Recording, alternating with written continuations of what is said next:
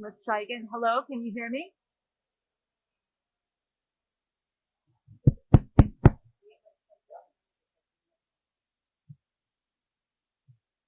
Hello, everyone, and good evening. Welcome to the January 19th, 2021 meeting of the Great Neck Public Schools Board of Education. We rise for the pledge. I pledge allegiance to the flag of the United States of America and to the republic for which it stands, one nation, under God, indivisible, with liberty and justice for all.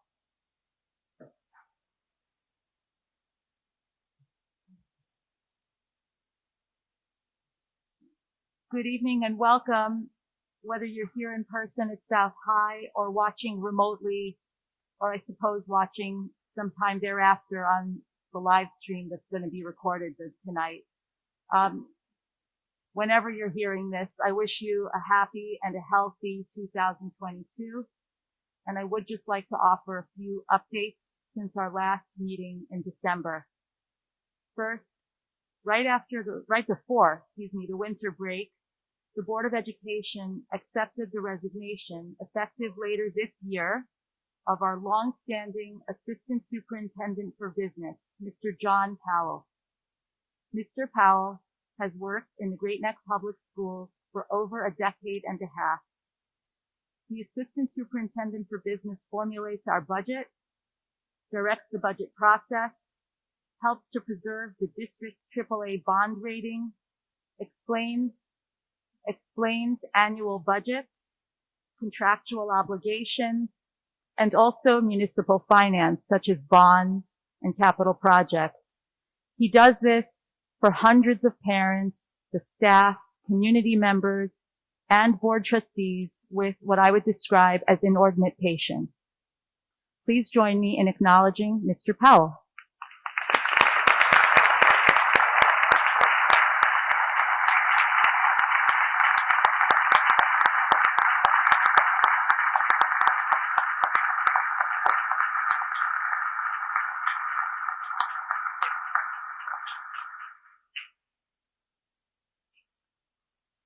Secondly, as many of you know, the reopening of schools on January 3rd after winter break was, just like everything else these days, not without its own controversies.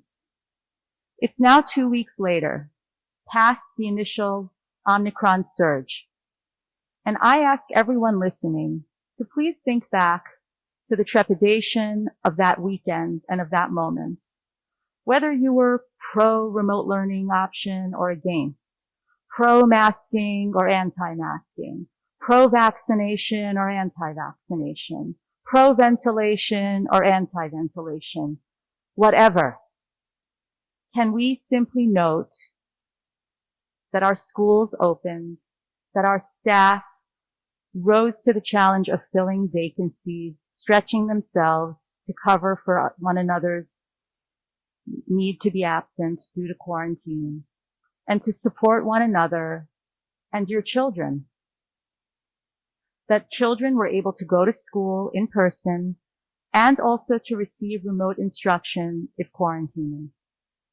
Nothing about this pandemic has been perfect or easy, but I do wish to commend Dr. Prendergast and Dr. Hickey and Central Office and all the staff and all of our very cooperative families who continue to meet the challenges of this pandemic in order that we may prioritize keeping staff and students in school safe and learning. Thirdly, again, since our last meeting, Great Neck has found ourselves referenced in ways that are frankly not constructive. And here are a few examples. The weekend before schools opened, during that moment of trepidation I just referenced, a local official gave a public speech in which he referred to our schools and expressed a fairly uninformed view of our curriculum, issued a call to God-given values and an impending bloodbath at elections. Also, in the last couple weeks, a regional newspaper, which has been covering the pandemic and education, referenced our November public action meeting and a particular lesson plan, which is, of course, the subject of controversy, but only in one class, and resurrected what was a personnel matter that had already been reviewed and reported back to the community by December. Also, since our last meeting, a newly elected person in the county issued an executive order directing that all school boards take a vote, which was actually beyond the scope of their authority to order, and then resulted in cross purposes publicly when the Nassau-Suffolk School Boards Association countered the order. I bring all of these to our attention because words matter, and also to note the differences in lines of purview. Just as one would not want a podiatrist to diagnose one's heart problem, or a gardener to file one's taxes, I would think that the education of the next generation of Great Neck residents and the future values of our homes is really not best left to the whims of op-ed writers, meme writers, lobbyists, or politicians. Back in November, at Thanksgiving, our board wrote to the community to urge everyone to consider that Great Neck is our home, figuratively and literally. And I don't know about you, but I don't like seeing my home defaced. I don't appreciate our community being caught in the crosshairs of politicians or our community becoming the fodder for threats of bloodbaths. It feels, at least for me, and I wonder about you, that there's been a fever pitch for quite a few years now, and I really pray that the fever breaks. We just came off of a weekend where this past Shabbat, a Jewish congregation in Texas was terrorized and held hostage by an armed and ranting, raging anti-Semite. We also just commemorated a holiday just 2 days ago, recognizing the ideas, words, and peaceful protests and the civil rights legacy of the Reverend Martin Luther King. Do I need to remind us that that man was assassinated? How many school shootings have we been horrified by? I can't even keep count. Words and ideas and the way we express them matter. Let us agree tonight, unequivocally, that the language of bloodbaths and wars must be categorically rejected and renounced in this community. Fever pitch is not the way to make decisions for our schools to run effectively. Our children are stressed out by the pandemic. Our staff is stressed out. How is it constructive to badger them? One of our Board of Education goals this year is to evaluate and support the mental health needs of our students and the staff. And at least I can say that that's an effort by this board and administration to be constructive. Last month, at our December board meeting, the board and the superintendent reported to the community that a month-long inquiry had been undertaken to determine the scope and sequence of education, including around controversial topics. We heard from the superintendent at that time that the matter had not only been vetted, but also, very significantly, that there was consensus among our educators as well as our enrolled families that viewpoint neutrality is the mutual expectation of the Great Neck Public Schools so that our students can be stimulated to use analytical skills of their own to draw their own conclusions. That is what this Board of Education expects. That is what the administration has promised. And again, that at least is an effort to be constructive. We have asked for our families to be in touch with their teachers, their building administrators, to pose questions about topics that they are curious about or have concerns about.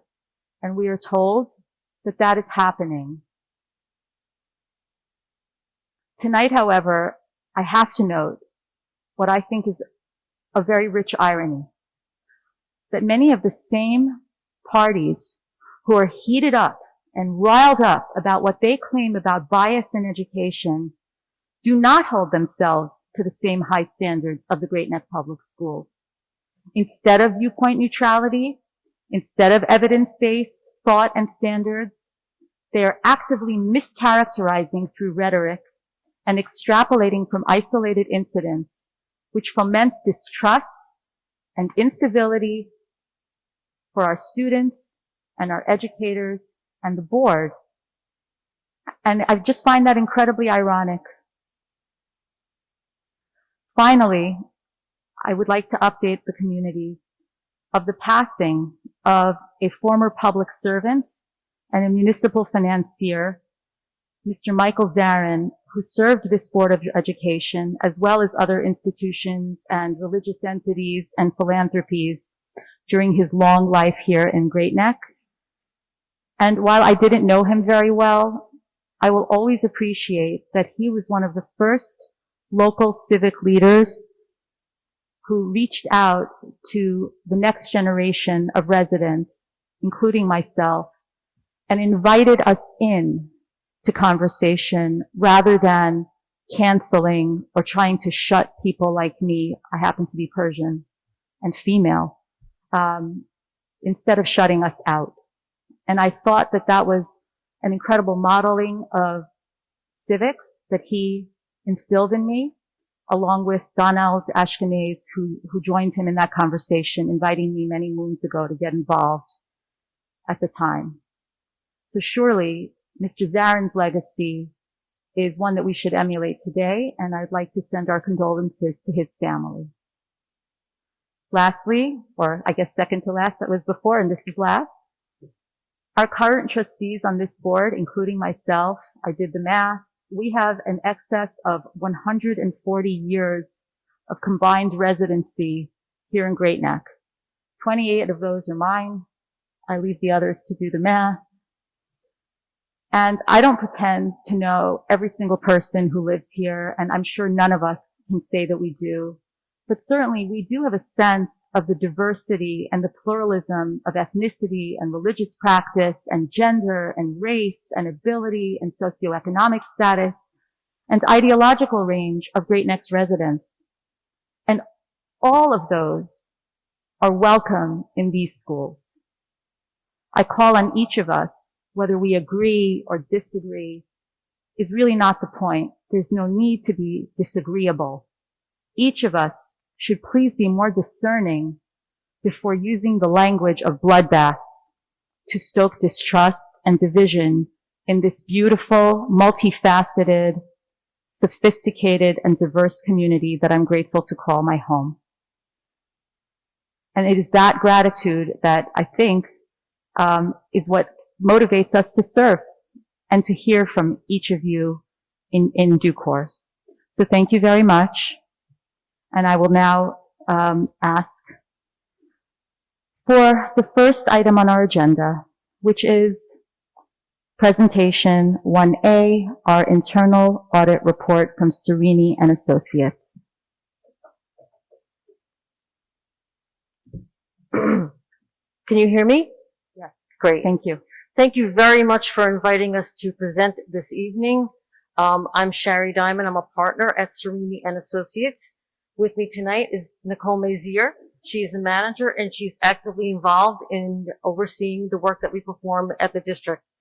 As internal auditors, our role is to focus on compliance with laws, rules, regulations, policies, assess efficiencies and effectiveness of district operations, and of course look at financial activities and ensure that internal controls are being implemented. In fiscal 2021, we performed a detailed risk assessment where we interviewed key business office staff and administrators of various departments within the district. We focused on areas that are not only significant to the district's overall operations, but those that are frequently examined by the Office of the State Controller, Mr. DiNapoli's office. From that risk assessment, we identified possible areas of risk that should be further tested as part of our internal audit procedures. The overall assessment that was garnered at the time of that review is that the district has dedicated a significant level of effort to the district's control environment. Key positions have been defined. Compensating controls have been implemented where segregation could not be established. And then the area that we decided to focus on with agreement from the board was the review of benefits. We did perform a big test on that area, and we issued a report in August of 2021. That review was basically to look and assess the internal controls within the benefits operations to ensure that health benefits and health expenditures are legitimate and correct, and that benefits are being provided in accordance with contracts and policies approved by the board. How do we do that? Well, we always have to start by interviewing people to gain an understanding of the controls that are or may not be in place, and looking at ways that the district was tracking billing, payments, adjusting benefits, elections, and any kind of payments associated with retirees as well, in addition to active employees.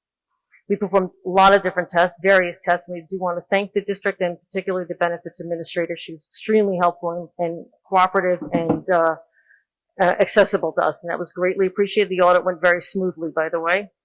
We are always looking to see if there's ways to improve the operations. We did have some recommendations that we made. In general, they were really all about implementing formal documented procedures. As you see, when people retire, it's really important to have documented procedures in place so that everybody understands roles and responsibilities. And basically, he was also providing additional management oversight.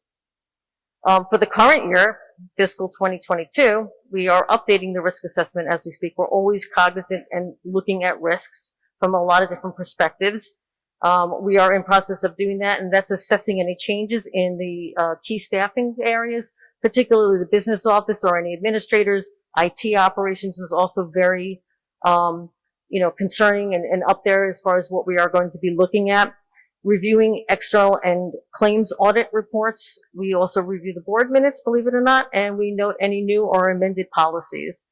We're going to be doing monitoring, which is where we follow up on recommendations that we made from the benefits report. That will be happening late spring. And then the proposed focused area test for fiscal 2022 that we are recommending to the board to approve is a review of IT operations, access permissions, and inventory procedures. And that's pretty much it for our presentation. I don't know if anybody has any questions or wants to clarify anything.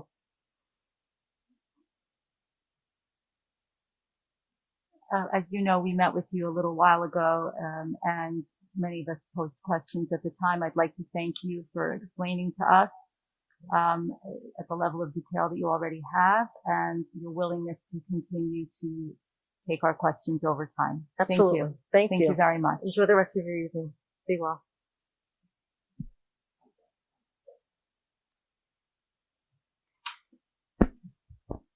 The next item on the agenda is item 1B, a capital projects presentation.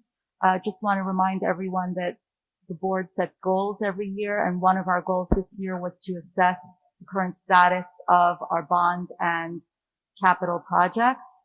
And this is part of that reporting out. Thank you. So at this point in time, I'd like to welcome Michael and Sarah and Joe Reddick from our architectural firm, BBS, who is going to provide an update to the Board of Education with regards to our bonds projects update. And I also would like to take this opportunity to acknowledge and to thank Mr. Chalice, Mr. Alfredo, Dr. Hickey, and Mr. Powell for all of their work in support of these capital projects. Thank you. Good evening. I'm Michael and Sarah. I'm an associate at BBS Architects, and Joe Reddick is our partner in charge of Mike, if you could just closer to the mic, thank you. You could raise it up. Thank you. My name is Michael and Sarah from BBS Architects. I'm the associate in charge of the district, and I have Joe Reddick with me. He's the partner in charge of the district. I've been working in Great Neck for a little over 10 years now, and have personally handled all of your capital projects. And we'd like to thank you for that opportunity. So tonight we're going to present to you where we stand with the 2017 bond, the capital proposition project.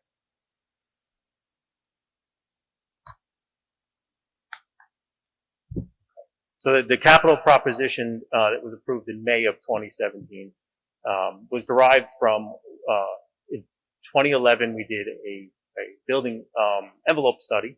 We looked at all of your buildings, assessed roofs, windows, masonry, anything to do with the outside envelopes of your building. In addition to that, in 2015, we did a building condition survey, and from that, we came up with a list of $137 million worth of work that you could consider for a bond referendum.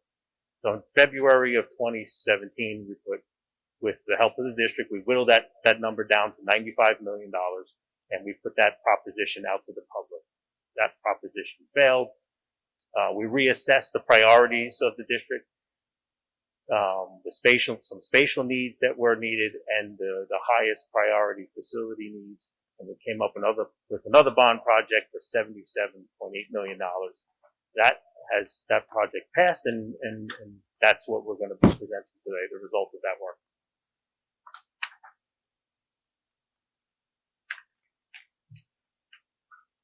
South High School. These are photos of the existing, of the original library at South High School. And that's our new library that was completed a few years ago. This project received an award from American School and University for design. Some of the original windows from the building, and some photos of where we stand today. This project is nearly complete. We're just finishing the last few pieces of the work. Also at South High School, we completed, in addition to the library, we did a testing suite, renovated boys' locker rooms, and roofs, air conditioning, rooftop units, and the greenhouse as well. North High School. This is a project that we're currently in the middle of design. Your existing science rooms are outdated, and this is the original layout of that building.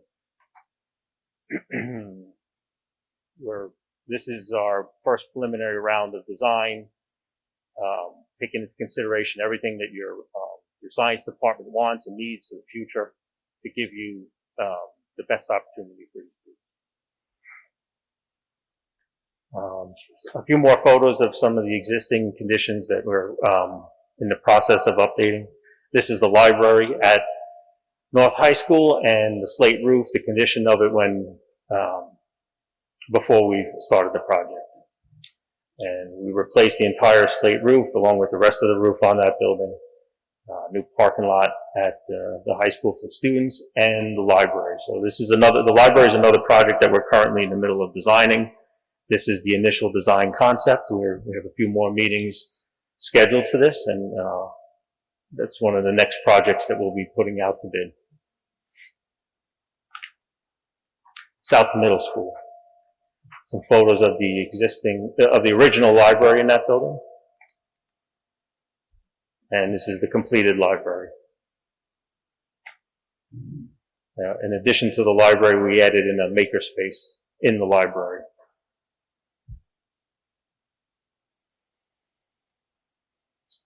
At South Middle School, we've done some tennis courts, windows, roof replacement, auditorium seating and air conditioning, and some other air conditioning throughout this building as well.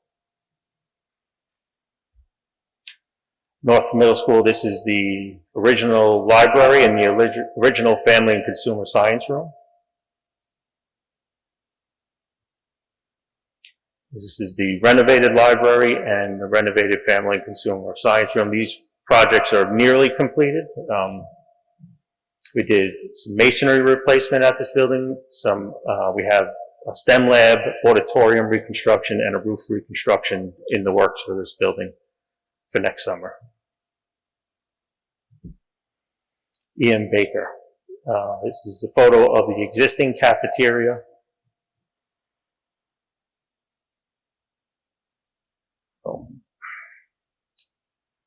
We renovated the cafeteria as part of the project here. This was the original auditorium, and this is the auditorium that's currently under construction. These photos were about a month ago, and we're steadily moving ahead towards completion. We don't have an official date yet, but we're hoping to have it opened quite soon. Material delays and the market conditions are really what's holding us back here. So as soon as the material hits the site, we'll be able to give you a completion date.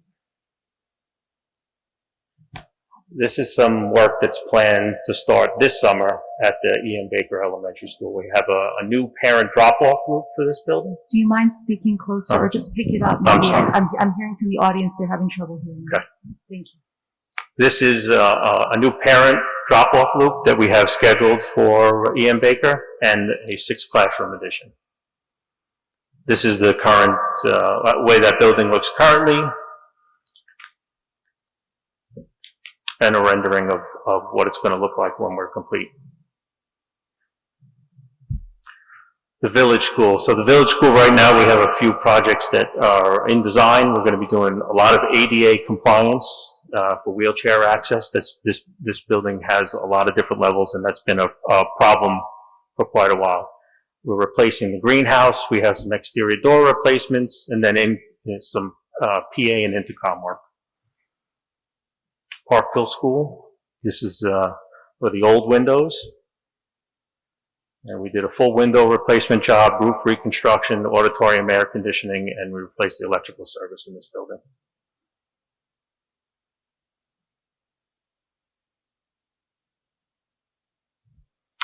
Lakeville Elementary School. This summer we have an addition planned. We're going to be adding 2 classrooms at the back of the building. We have a couple projects currently happening now. We're doing some air conditioning, some HVAC upgrades. We recently completed a roof replacement. And we have a big site reconstruction project also planned for this building for the summer.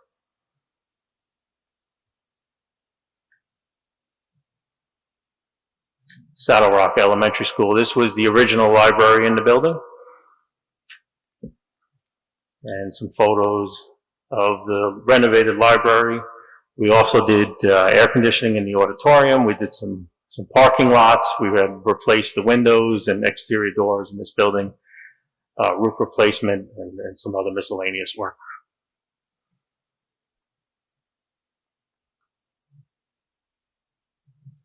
JFK Elementary School. This is the original library and the renovated library. In addition to the library, we did all the corridor ceilings and lighting. We did classroom air conditioning, full roof replacement, auditorium air conditioning, and replaced the elevator and the electric service.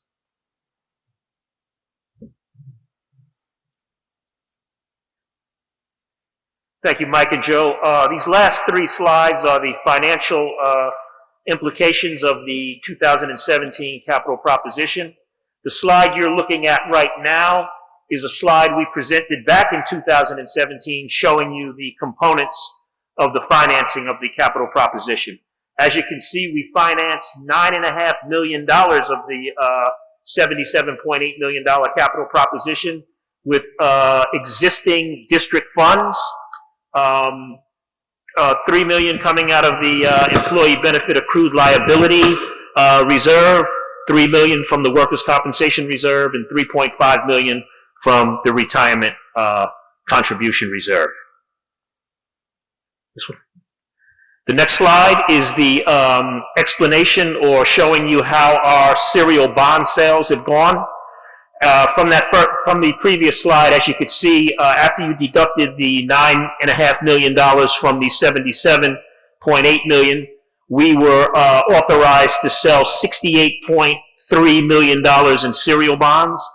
We have sold 3 different sales so far, the first one being in June of 2019, right up through June of 2021.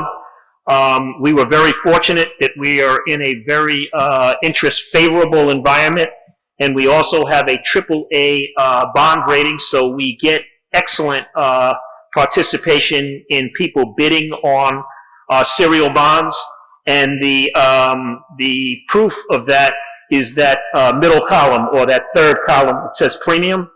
In each one of the sales that we have had, the winning bidders have bid over the face amount of the bonds and paid a premium to purchase these bonds and resell them. As you can see, there was a $2.5 million one in June, a $620,000 one in June of 20, and almost a $1.2 million in June of 2021. Our last installment is planned for this June of 2022. We don't know what the premium will be at that right now, but hopefully we'll get favorable results at that time. But the importance of those premiums is that, as you can see at the bottom, we got $4.3 million in excess of what the sale of our bonds was supposed to bring. So what we did, we took that $4.3 million and we reduced the amount of the bonds that we had to sell down to $63.9 million. And what that $4.3 million does is save the taxpayers money. Those are bonds we do not have to sell. So we are saving the interest cost on $4.3 million in bonds that do not have to be sold. Our last slide shows you the interest savings, estimating the interest rate on what that $4.3 million would have cost us.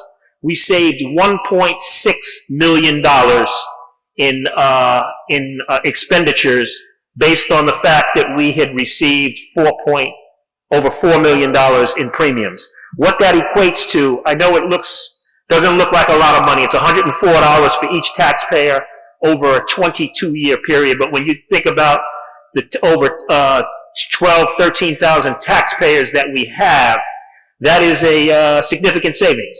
So that's money that we do not have to spend on debt service as a result of the financial quality of the district serial bonds and the faith of the investment community in the Great Neck School District. What that says is there is virtually minimal chance, there's a very small chance or none at all of the Great Neck School District defaulting on their bonds. So these bonds are in great demand.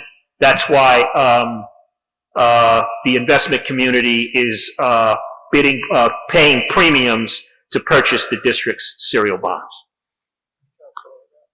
Yes, please. Hi, I'd just like to say thank you for letting us be a part of this bond referendum. It was an incredible opportunity to transform your facilities. Not only the wonderful learning spaces that bring you into next millennium design, but also the building envelope. You know, we can't show great pictures of roofs and windows and HVAC units and things like that, but this bond covered a lot of that, a lot of infrastructure, a lot of building envelope to tighten up your buildings, to take care of slight structural issues, to keep the water out, and then to also transform the learning environments. It's been a wonderful opportunity, and it's been very, very successful. And it's very hard to show in photos really the impact these spaces make. But if you have the opportunity to see them for yourselves, I hope you do. They're really wonderful. So thank you very much. Thank you for that excellent segue. So some of us actually spent a day over the summer touring many of these sites that you've just shown pictures of, and they really have been transformed. And it was exciting to even see them and try to imagine how the kids are using them. And I believe a few of us have also visited the schools during this school year because we were able to, thankfully, and we're able to see how the newly transformed spaces have allowed for social distancing and also outdoor usage and learning environments due to some of this work. And of course, in 2017, when we were all faced with the failed first bond and then the second bond passing, no one could have predicted at that time what the pandemic would do in terms of use of space. But nevertheless, if anyone, maybe Mr. Powell could just, since we're on the topic, just give a primer of why a bond and the 20-year term is so useful for amortizing costs across time so that it's not Certainly. Thank you. Thank you, Mrs. Sassooni. Our bond, the terms of our bonds are based on the probable period of usefulness of the assets that they're financing. So, most of the assets all of the assets that are being financed with these bonds have useful periods of up to 20 years. So we spread out the cost of these bonds over 20 years, so the taxpayers who will benefit from these improvements will pay their fair share. You wouldn't want somebody coming in 1 year and utilizing these assets and really not paying for, we try to get it as equitable as possible, that they pay their fair share of these improvements over time. So these assets have been determined, their useful lives are determined by local finance law, and so we spread out the cost of these bonds over 20 years. You don't want to go any longer than that because it's kind of unfair. You don't want to pay for an asset after its useful life has been exhausted. So this is the reason for the period of the serial bonds. The reason you see 22 years, again, we've had to sell these bonds over 4 different dates, beginning in June of 2019. We were unable to do all of the capital work in one summer. $77 million worth of capital projects, of which $68 million are being financed by bonds. It takes a lot of time for our architects and engineers to design these projects, get them approved by the state education department, then go out to bid, and then schedule this work so it doesn't interfere with the regular school program. So most of the work gets done over the summer. So we've had to spread this work out over 3 to 4 years. That's why we didn't go out and borrow all of this money in June of 2019. The last piece will be this June of 2022. But the reason for the spreading out of the bonds is for the money to be assessed to our taxpayers over the period of usefulness of the assets. Thank you. Are there any other questions? Thank you. Oh, I think Mr. Tak. I don't know if you were involved in the 2015 building condition survey or the 2011 building envelope study, but just out of curiosity, how often are those studies updated or reviewed? So the building envelope study was something you requested specifically. The building condition survey is required by state education department every 5 years. So that was a 2015 building condition survey.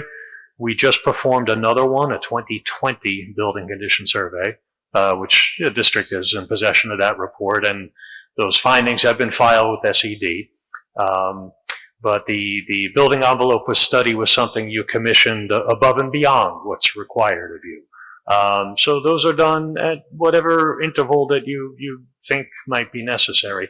So the building condition survey every 5 years, it's a very good tool because we get to track the conditions of things, and if we notice something, we can see in 5 years if it's continued to deteriorate, if it's gotten worse, and then we can recommend that you take action on something like that. So that's, every 5 years, and we'll be doing another one in 2025 for you.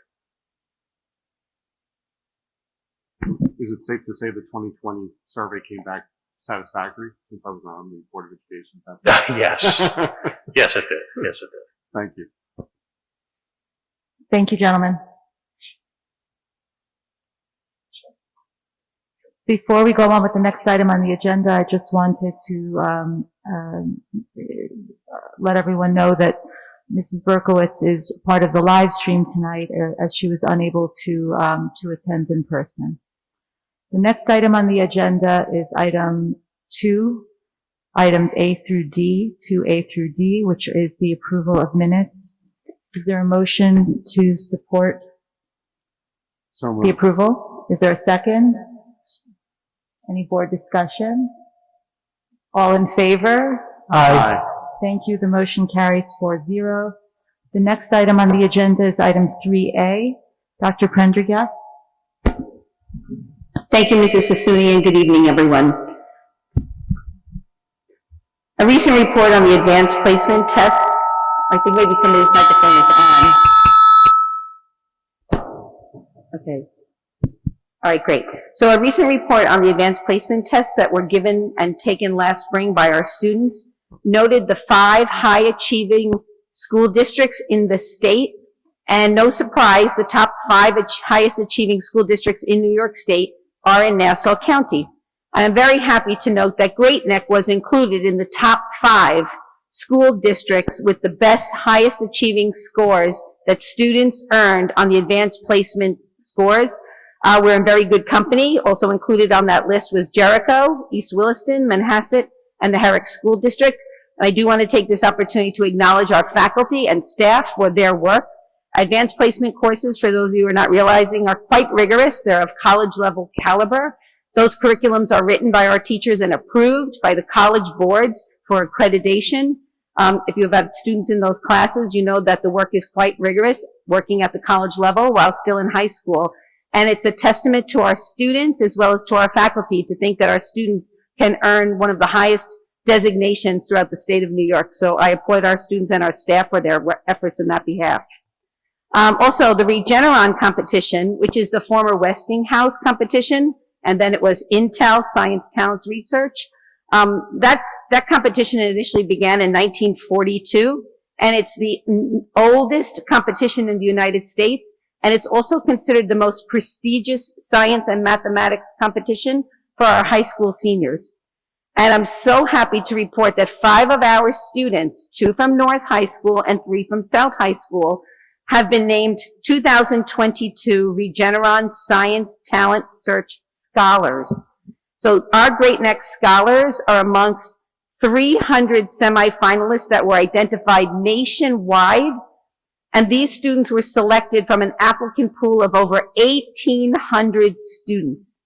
So when you think about over 1,800 students applied for this very prestigious competition, 300 students were chosen as semifinalists throughout the entire United States, and 5 of them came from Great Neck. That's fantastic.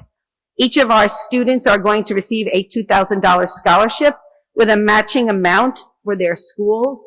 And we're so very proud of what they've accomplished, not only for their work, but also the work from their research teachers, their science research teachers.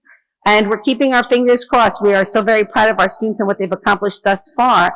But very shortly, we're going to, the competition is going to identify the top 40 students who will be announced as finalists. And they're going to then go to yet another national competition. So congratulations to our students and our science research teachers for their support. The New York State Education Department, for those of you who may not realize, the January 2022 Regents exams have been canceled. This was in response to the ongoing impact of the pandemic. The State Education Department has not made any decisions with regards to June and August for those Regents exams. They're going to continue to monitor the data related to the impact of the pandemic and their ability to give those assessments to our students. On the agenda tonight, you're also going to see there is a proposed calendar. Many times we hear from faculty and our parents about what the school year calendar is going to look like next year. So we have a proposed a calendar on our agenda tonight, and that is for the board's consideration, and you can expect that this calendar will be adopted at the next board meeting in February. Just to give you a little bit of information, there are 3 inclement weather days built into that calendar, which is what we call our traditional snow days, because we schedule above and beyond the minimum required numbers of instructional days. There is recognition for all legal holidays, as well as religious days of observance that we focus on here in Great Neck, as well as the legal holiday of Juneteenth, which has been newly adopted by the state last year. I want to take this opportunity also to acknowledge Mr. John Powell, who has been my friend and colleague, who absolutely has served this community admirably for almost 16 years. And I wish him many, many years of good health and happiness into his retirement. And finally, I also want to take this opportunity to echo Mrs. Sassooni's sentiments in acknowledging our faculty, our administration, our school nurses, and our entire support staff for their ongoing commitment and support in helping us to keep our schools open during these very challenging times. I'm sure many of you realize that there were other school districts that were unable to remain open and their classes shifted to remote instruction. And we did provide guidance to our staff and to our parents in the event that that would have had to happen. But I have to applaud our team of outstanding educators and support staff. They went above and beyond to make sure that each and every one of our classes were properly covered and supervised by a licensed teacher, and that efforts were underway to support our parents. Our school nurses, again, are to be applauded for everything that they do, all things COVID related, not to mention the typical stomach ache and a headache that might bring a child to a school nurse. Again, thank you to my colleagues. It is because of your efforts, like I said, that we were able to maintain in-person instruction since our return from the holiday recess. And I thank you very much for your ongoing efforts on behalf of the children of Great Neck. And also a nice piece of information that I wanted to share. Last week, one of our South High School students, Christia Bonilla, became the first female wrestler in school district history to win a varsity wrestling match. She defeated an opponent from North High actually during a match earlier last week. And then the following Saturday, this past Saturday weekend, she won 3 more matches during her competitions and tournaments. And her varsity record right now is 4-0 for the entire season. So quite frankly, she is breaking district records, and we're very proud of her accomplishments. And we're delighted to be able to support her in her athletic endeavors. And that concludes my report, Mrs. Sassooni. Thank you, Dr. Prendergast. The next item on the agenda is item 3B, the proposed school calendar, which you just referenced. Is there a motion to accept the calendar? Is there a second? Second. All in favor? Aye. The motion carries 4-0. The next items on the agenda, and they are numerous, are all under the items of, under the rubric of policy, 3C through Q. And for that, I turn to Mrs. Perez and Mr. Shi, who are board liaisons to the policy committee. Mrs. Perez is the chair. I thank you in advance. Take it away. Good evening, everyone. I'd like to thank the members of the policy committee, Dr. Prendergast, Mr. Shi, wherever you, all the way down there. We have many policies to go over tonight. We've been working very diligently to get through many of these policies and bring them up to date. Policy 4321. Programs for students with disabilities. This is a second reading. Attached to the Board of Education consideration is a new policy. This required policy asserts that the district's commitment to provision of a free and appropriate public education to students with disabilities. It replicates in policy format the district's existing special education plan and incorporates current policy 4321.4, independent educational evaluations at public expense, which is being presented for deletion as a standalone policy. There have been no changes since the first reading on December 15th, and this is being submitted for a second reading. Are there any questions or comments? Okay. Therefore, be it resolved that the Board of Education hereby accepts the revised policy 4321 for a second reading in accordance with the policy 2400 board policy development. Policy 4321.1, allocation of space for special education programs and services. Excuse me, we need to have a motion. Oh, I'm sorry. We're not voting on the policy. It's a second reading. You want us to have a vote on the second reading? Okay, do I hear a motion on acceptance of the second reading? So moved. All those in favor? Aye. Thank you. Policy 4321.1, allocation of space for special education programs and services. This also is a second reading. Attached to the Board of Education consideration is another new policy, allocation of space for special education programs and services. This policy supports the district's responsibility to make available the appropriate space necessary to serve students with disabilities and outline the methods by which it will do so. It replicates in policy format the relevant provisions of the district's existing special ed plan. There have been no changes since the first reading on December 15th, and it is being submitted for a second reading. Are there any comments or questions? No. Therefore, be it resolved that the Board of Education hereby accepts policy 4321.1 for a second reading. Do I have a motion? So moved. So moved. All those in Is there a second? the second? Second. Second. Okay, all those in favor? Aye. Aye. Sorry, everyone, this is a little bit of a different, a change in our. Okay, policy 4321.2, confidentiality and access to individualized education programs and individualized education services programs. This also is a second reading. Attached to the Board Education consideration is another new policy. This policy replaces and expands upon existing policy 4321.5, provision of IEPs to teachers and service providers, which is proposed for deletion. There have been no changes since its first reading on December 15th, and it is being submitted for a second reading. Questions, comments? Okay, therefore be it resolved that the Board of Education hereby accepts policy 4321.2 for a second reading. Do I hear a motion to accept? So moved. A second? Second. Okay, all in favor? Aye. Aye. Thank you. Policy 4321.3, availability of alternative format instructional materials for students with disabilities, also a second reading. This policy supports the district's responsibility to make all instructional materials used in the district schools available in a usable alternative format for students with disabilities in accordance with their individual educational needs. It replicates in policy format the relevant provisions of the district's existing special education plan.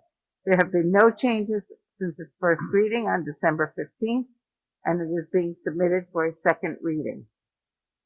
Therefore, be it resolved that the Board of Education hereby accepts policy 4321.3 for a second reading in accordance with policy 2400, board policy development. Are there any questions or comments? Do I hear a motion to accept? So moved. Second? Second. All those in favor? Aye. Thank you.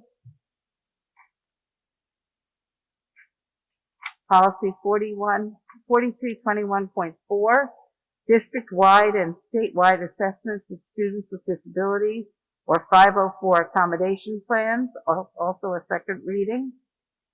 This policy supports the district's responsibility to offer access and appropriate testing accommodations to eligible students so that they can participate in assessment programs on an equal basis with their non-disabled peers.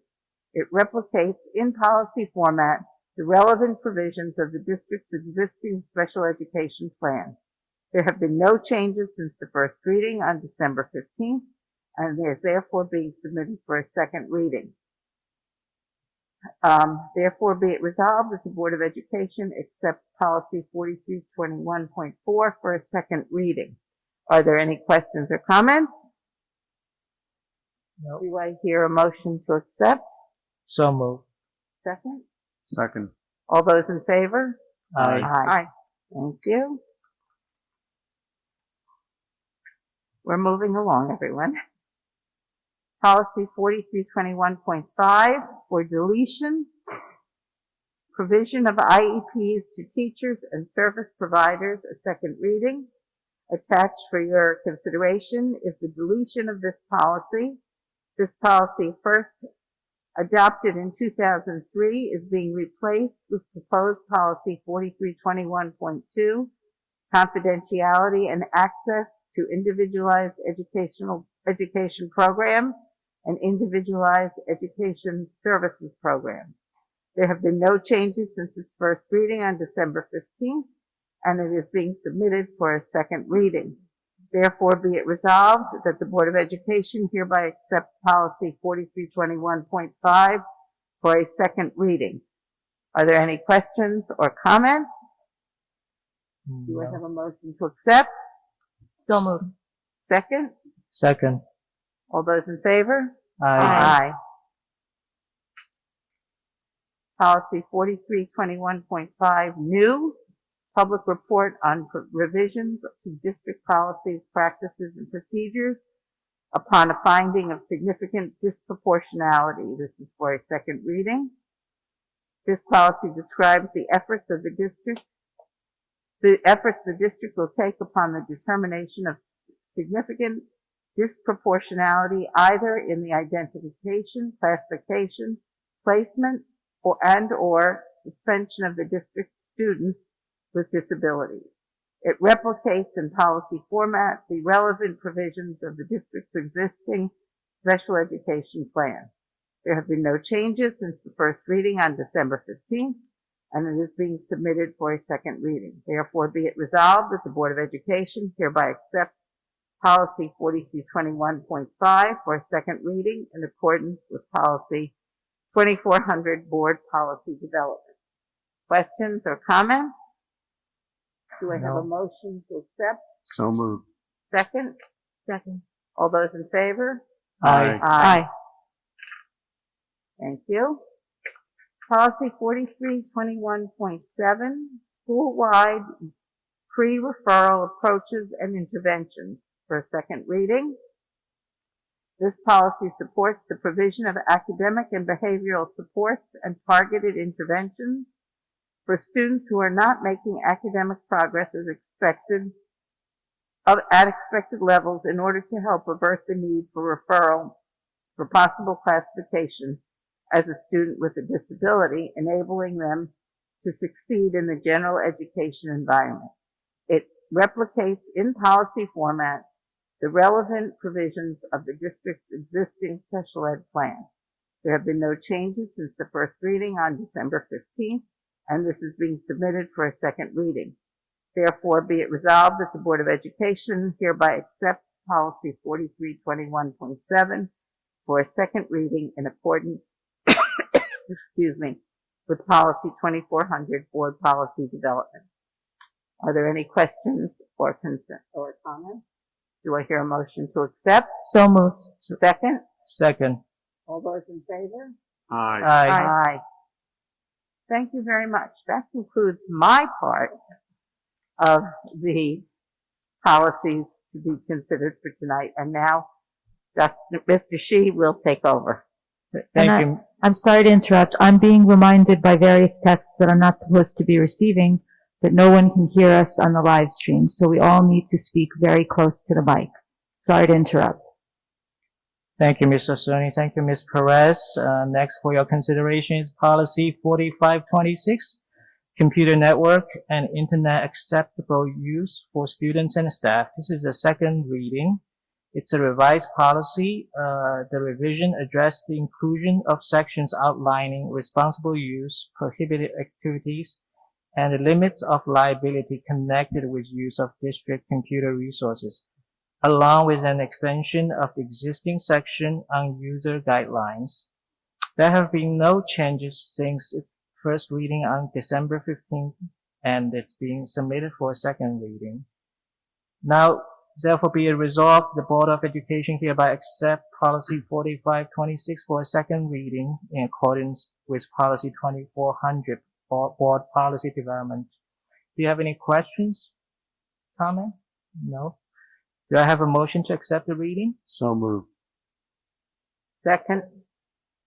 All in favor? Aye. Thank you. Next policy for consideration is policy 4526.1, internet safety. It is also second reading. This is a new policy. A policy on internet safety is required under the Federal Children's Internet Protection Act, CIPA, as a condition of the district receiving E-rate discounts. The policy codifies the district's existing approach to educating students regarding appropriate online behavior, including the stipulation that technology protection measures that block or filter internet access be utilized. In concert with Policy 4526, Computer Network and Internet Acceptable Use for students and staff, which encompasses similar elements. This new policy will reinforce the district's ongoing commitment to internet safety for its students. There have been no change since its first reading on December 15th and is being submitted for second reading. Now therefore be resolved that Board of Education hereby accept Policy 4526.1 for second reading in accordance with Policy 2400, Board Policy Development. Do you have any question or comment? Do I have a motion to accept the reading? So moved. Do I have a second? Second. All in favor? Aye. Aye. Thank you. Now for consideration is Policy 5550, Student Privacy. This is a first reading. And this is a revised policy, Student Privacy 5550. The revision addresses an expansion of the policy to be applicable to teachers and principals as well as students. And as such, it is proposed to be retitled Privacy and Security for Student, Teacher, and Principal Data and recorded as 8625. New language has been added to codify in policy formats the district's existing practice regarding data privacy and security standards, data collection transparency and restrictions, and third-party contractor. This revised policy is being submitted for first reading. Now it therefore be resolved, the Board of Education hereby accept the revised Policy 5550 for a first reading in accordance with Policy 2400, Board Policy Development. Do you have any question or comment? Do I have a motion to accept the reading? So moved. Do I have a second? Second. All in favor? Aye. Aye. Thank you. Next for consideration is Policy 8505, Charging of School Meals and Prohibition Against Shaming. This is a second reading. This is a revised policy. The revision addressed changes to applicable law that limit the remedies available to the school districts regarding the collection of unpaid meal charges. There have been no change since its first reading on December 15th, 21st, and it is being submitted for a second reading. Second of the three readings. Now therefore be resolved that Board of Education hereby accepts the existing Policy 8505 for a second reading in accordance with Policy 2400, Board Policy Development. Do you have any questions or comments? Do I have a motion to accept the reading? So moved. Do I have a second? Second. All in favor? Aye. Thank you. The next policy for your consideration is Policy 8520, Free and Reduced Price Meal Services. This is for a second reading, and it is a new policy.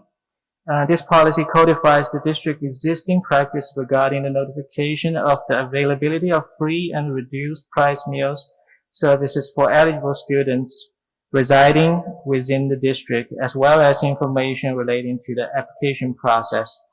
In concert with Policy 8505, Charging of School Meals and Prohibition Against Shaming, which encompasses similar elements, this new policy will reinforce the district's ongoing commitment to providing meal services for all students. There have been no changes since its first reading on December 15th, and it is being submitted for a second of three readings. Now therefore be resolved that Board of Education hereby accept existing Policy 8520 for a second reading in accordance with Policy 2400, Board Policy Development. Do you have any questions or comments? Do I have a motion to accept the reading? So moved. Second? Second. All in favor? Aye. Thank you.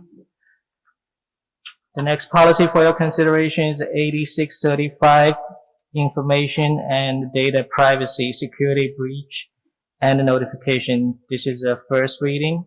This is a revised policy. The revision addresses a recommendation from council that policy language be expanded to codify in policy format the district's existing policies regarding maintenance of student, teacher, and the principal private information and the data stored on its computer network in compliance with New York State Education Law 2D, and the action it will take should a security breach occur.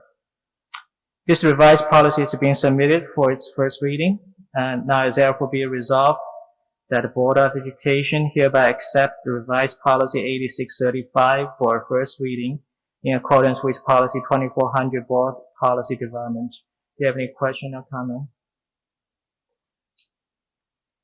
There being none, do I have a motion to accept this reading? So moved. A second? Second. All in favor? Aye. Aye. Thank you. That should conclude our policy reading for the night. Thank you. Thank you, Mr. Shi, and thank you, Mrs. Perez.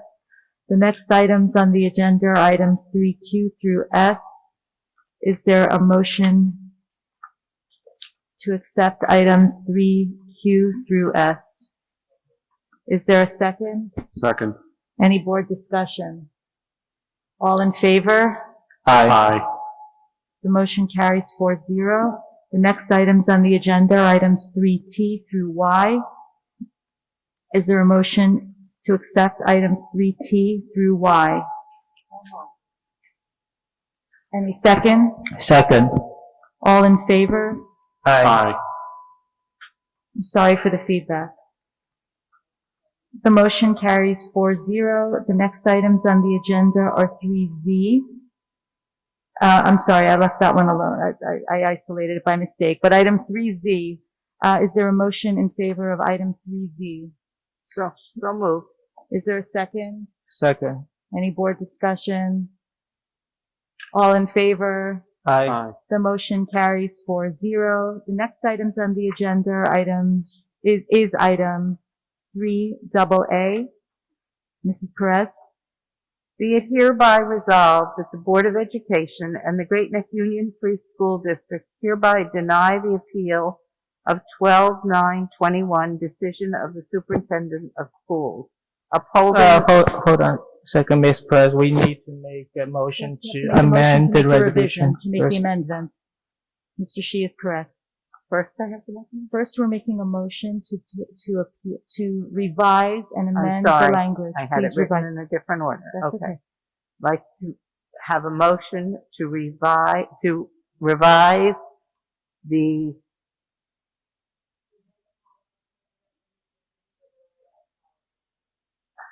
okay, I can't hear you, but be it resolved that I can't hear Yeah. you, that the secondary, the motion to amend the, no, that's, sorry, everyone. I'd like to make a motion to amend the resolution as follows. Be it hereby resolved, is that then the correct? The Board of Education of the Great Neck Union Free School District hereby deny the appeal of 12/9/21 decision of the Superintendent of Schools upholding the suspension of the student named in confidential attachment A. Is there a motion So to moved. accept? Okay. And then, is there any discussion on this? No. Okay. So now I am recusing myself on this matter. I will not be voting. thank you.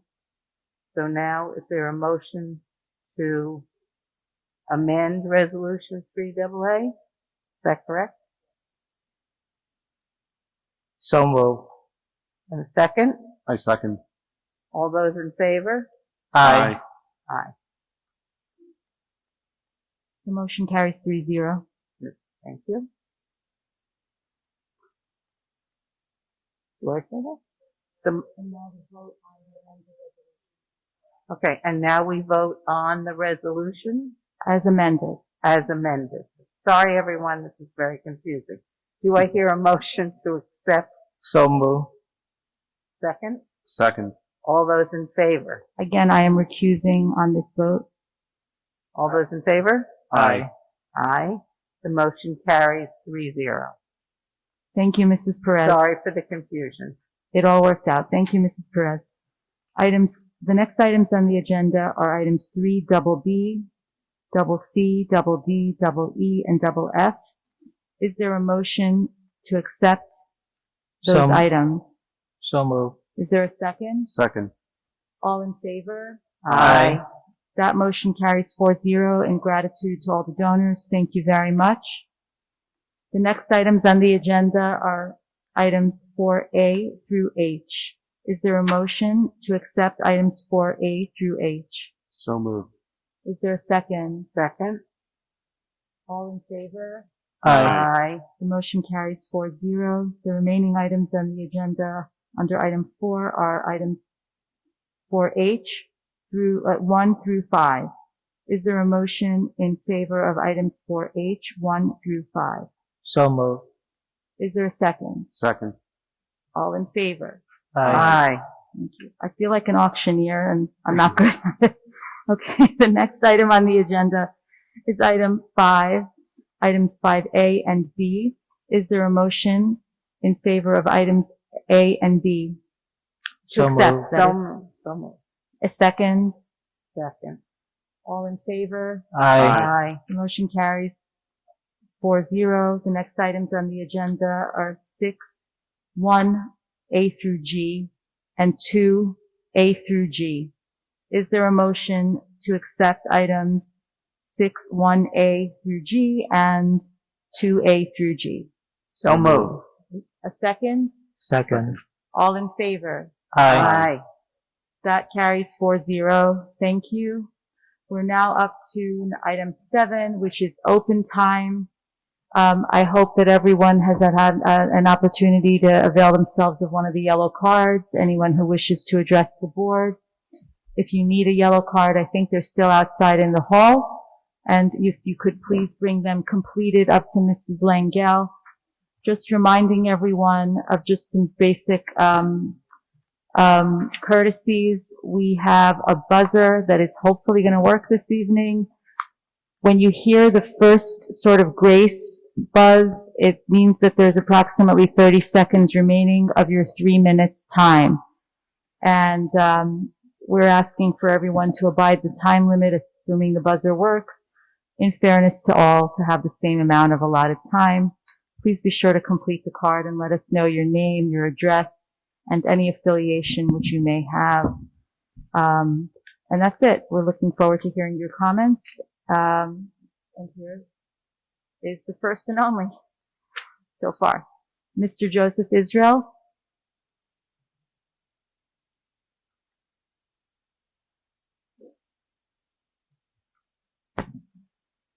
Good evening and Happy New Year to all. Last night at the regional speech, I did not get some of the answers regarding the DEI.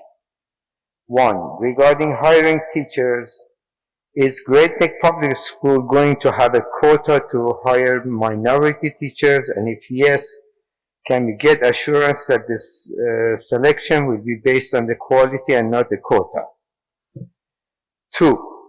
The most I took from last night was DEI is not a mandatory and solely by the discretion of the Board of Education. Can we get answer of what exactly steps the Board of Education is planning to take? Regent Tellis clearly mentioned it few times but left the answers open. We heard before that the DEI was mandated by the state, and then the UPTC said it was strongly recommended by Regent because DEI related questions would be on our kids' Regent exams. Can we get clarification on this from the board?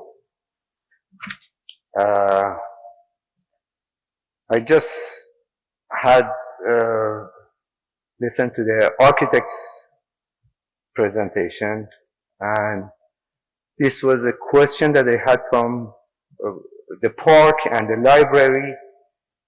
They are replacing a slate roof with a new slate roof, which is a dinosaur in the building industry.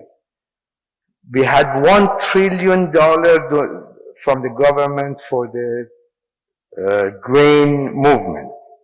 Why didn't they put solar roof for the school? The North School, they're replacing the slate roof, which costs minimum of $2 million just for that roof. Why didn't they put the solar roof? And Mr. Powell, was the note that you're applying the bond fixed rate or variable rate?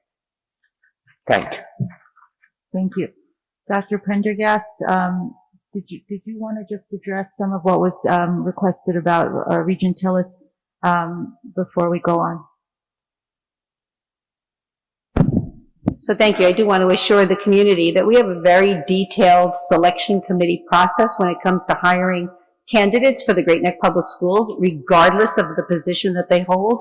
And we remain steadfast in our approach that, one, we will never settle, and number two, our primary focus is always to find the best candidate that is suitable for the position, regardless of race, ethnicity, or background. Our primary focus is always to hire the very best candidates in Great Neck.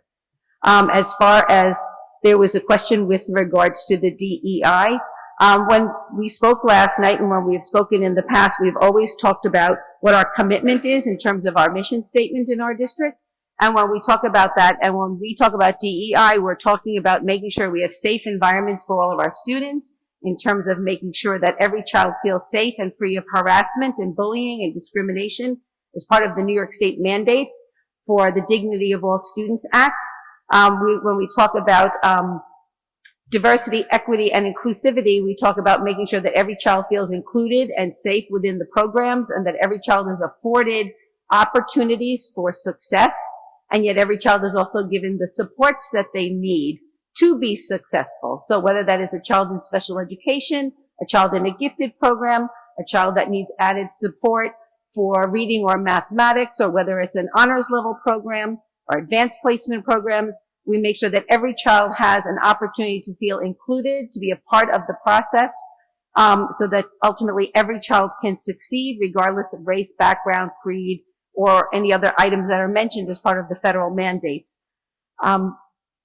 The roof, the issue with regard to the roof, forgive me, I don't have all my notes, and we can certainly follow up. Through the building conditions studies, our architects and engineers work very closely in terms of looking at what makes sense for each of the different facilities. So we do have solar panels in some of our buildings, but when it came to the North High School roof, also we have to keep in mind from a historical perspective, that building, I believe, was built in 1922, and much of New York State mandates that certain buildings must maintain the original integrity of a building. And since that building already had a slate roof, it was a matter of not ripping it out and replacing it, but maintaining the integrity of that building. And you'll see that we also have those same expectations for North Middle School as well as Lakeville School. They are the three oldest schools in the Great Neck Public School District, built in the early 1900s, 1920s. So we have those designations, and we work very closely with New York State, their office, it's called SHPA, as well as our architects and engineers, so that where we can make some sort of adaptations to our buildings, we will do so. But then there are other mandates that we're required to follow through. Saddle Rock School is another school. If you notice, they have glass blocks, and that's part of the Art Deco period when that building was built. And we're also mandated to maintain that the structural integrity of that building as well. So it's not as easy as one might think because of the mandates and regulations that we're expected to follow in a New York public school district. Thank you. Mr. Powell, if you'd like to please address the other question. Okay. Yes, they're not variable interest rates, but however, we issue serial bonds where a piece of the principal matures every year, and each one of those bonds has a different interest rate. The serial bond versus a term bond. A term bond would not, would mature at the end of, say, 20 years. The entire principal would be paid in that 20th year. Serial bond, one piece of the principal matures every year, carries a different interest rate. I wouldn't call it a variable rate, but it is a different interest rate every year for that piece of the principal that is maturing. Thank you. Ms. Langell, did you have any other cards? I think Mr. Tock has a comment.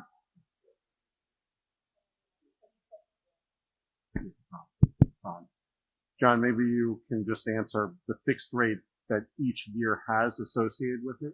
I'm sorry, the interest rate that each year has associated with it. Is that rate fixed at the date of issuance, or does that fluctuate on a year-to-year basis?